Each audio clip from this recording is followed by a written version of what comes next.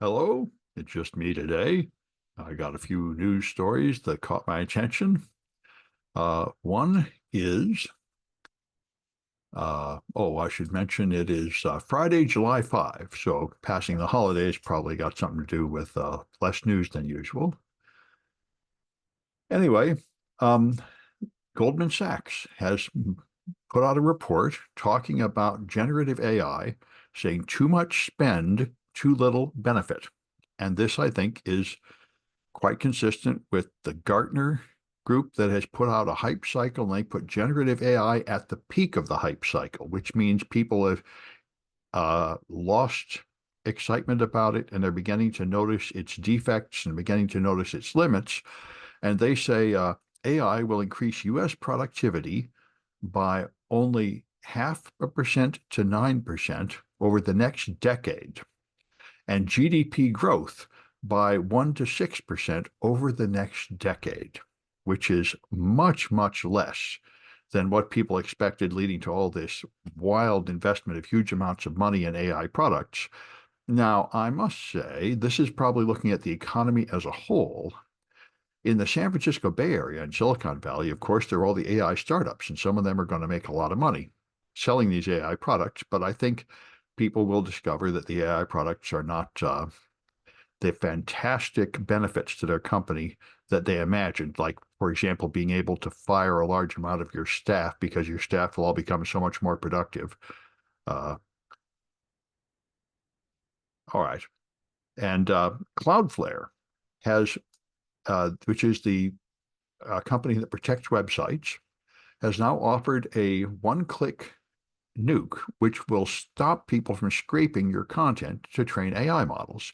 And this, they now supposedly you can put in the robots.txt file on your website a list of parts of your website that should not be scraped by web bots for search engines. And you can also specify what AI engines can do, but it's up to the AI engine to actually obey that. And there are many news reports saying that there are bots out there that just completely ignore the robots.txt and scrape your data anyway, including ones used by Perplexity. So what Cloudflare does is they detect the user agents of bots and they block the content so they really can't get there. It's an enforcement rule. And they say they also are able to detect deceptive bots that use a user agent that appears to be a regular browser, and somehow Cloudflare is still able to recognize them. So that sounds very much like Cloudflare's other services that protect you from denial of service attacks and such. They regard unauthorized scraping as just another attack, and they will block it for free. Like I've said before, anybody that has a website and they're not using Cloudflare, I can't imagine why. It's a free service that makes you safer.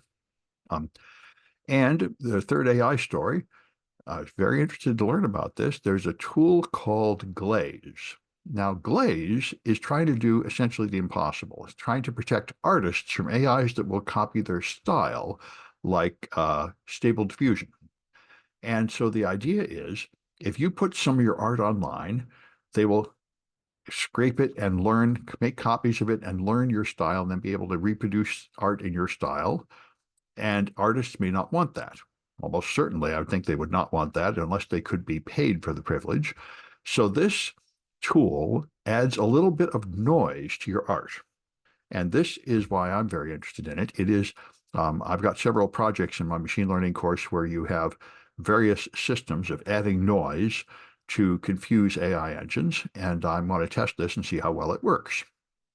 Anyway, that's the idea. They add carefully chosen noise so that it won't really affect a human viewing it, but it will confuse your machine learning model so they will not be able to learn your style. The problem is a report has come out recently from a series from some researchers saying that it's very easy to remove that noise, which is the problem with, oh, this is basically another form of watermarking. You're trying to somehow put a special mark on an image, and the problem is there are ways to remove that mark. And so, and in particular, this really is bad because they say, for example, now that we found a way to remove their current method of adding noise, they're now trying to add a different kind of noise that our tool will not remove. But if some of your images were ever posted, protected by the previous version of Glaze, then the damage has already been done. And that's true because once anything's on the web, copies are made and it stays up there essentially forever. So uh, the researchers that attack the product glaze say that the fundamental idea is pointless because, if you ever put up products on the web for people to see, then they'll only be protected for a short period of time until the attack tool improves. And they might be right. But on the other hand, I think all creative artists only make money by selling the first run. Like you have movies and music is put out, and the people who pay for it, only people that want it right now.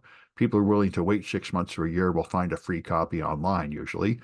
So realistically, even if you can delay people from stealing it for a little period of time, that would be enough to get some of the money out of it. But if they're learning your style, I'm not sure. Anyway, it's the tool itself is very interesting, and you can run it locally on an M1 Mac or on a Windows machine with an NVIDIA graphics card. So I want to add this project to my classes where you um, run this glaze tool and modify some images and then run them through a classifier and see how much it fools the classifier. So I expect to have that up within a few days.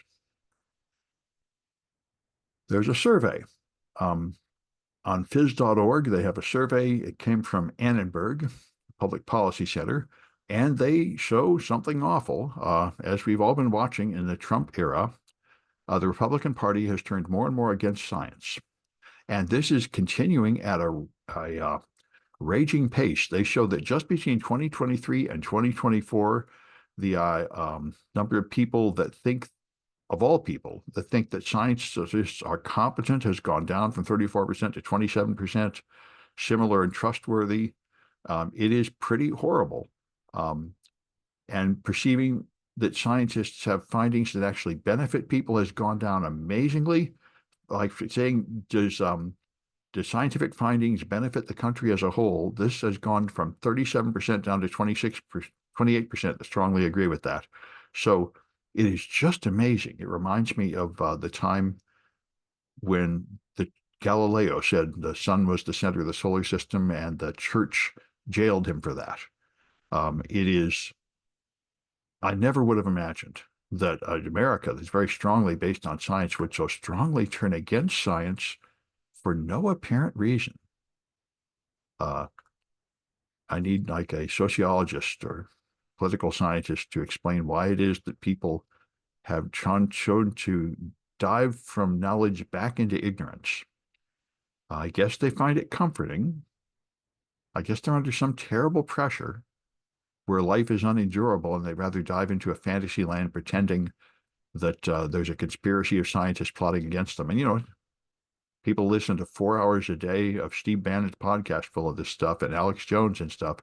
It's there's always been this stuff, but it's hard to understand how so many Americans are choosing to dive into a cult of ignorance and disinformation. Anyway, there's a group called OVH Cloud that has found a record-breaking DDoS attack. And this one is based on a microtick botnet. It has 840 million packets per second. And I was interested in this. I didn't know this. MikroTik makes powerful routers. Let's see if I can find it. Routers or switches. I assume they're routers. Yeah. MikroTik Core Cloud routers are devices designed for high performance networking, and they have vulnerabilities. There are updates available, but a lot of people have these high performance core routers and they have not updated the software, the firmware. And therefore they're vulnerable and people have hacked into them. Now they're using those devices to send vast amounts of attack rec out for DDoS. So it's a different way to accomplish it by choosing powerful devices that can send out a lot of traffic. You would think those things are not cheap, and they're mostly inside places like ISPs, and you would think people would be updating those, but apparently they are not. Anyway, and the last one I was very charmed with. Like I think many people in my generation, I grew up, looked at Star Trek and science fiction and the Hoyle equation, and I figured there must be tons of alien races out there, and we'd get to meet them and talk to them. And then I came across Fermi's paradox, or Fermi figured out in the 40s, based on really unassailable logic, that there must be no intelligent life anywhere within our galaxy. And I think that at least is experimentally true. We've had SETI for a long time. We had these powerful radio telescopes looking out there, and we have not found aliens. So they really aren't there. And so the question is, there appear to be plenty of stars like ours, and now even plenty of planets like ours. So why is it that none of them have evolved intelligent life? And this new theory is one I'd never heard before, which says it's because of tectonic plates. Now, we all know, I think, the Earth is got a molten core that is swirling around, creating the Earth's magnetic field, among other things. And we have several giant plates of solid rock that are moving and crashing into each other and causing the continents to have mountain ranges on the edges and to change their shape and causing populations on one land plate to have temporary opportunities to migrate to another one, which then go away. And what these people say is that process is essential for evolution. It creates shifting climates and pressures to force you to evolve and change and such. And I've never heard that said before. I never thought of that. They say most planets have a solid, firm outer core that goes all the way around. They don't have these tectonic plates, which create the oceans and such. And so that's an interesting idea. You know, the point is, apparently there is something very, very special about the Earth.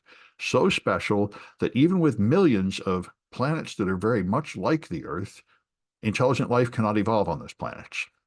And they say the tectonic plates and tectonic motion is rare. So anyway, that's all I've got this time. We'll have another one of these on Tuesday.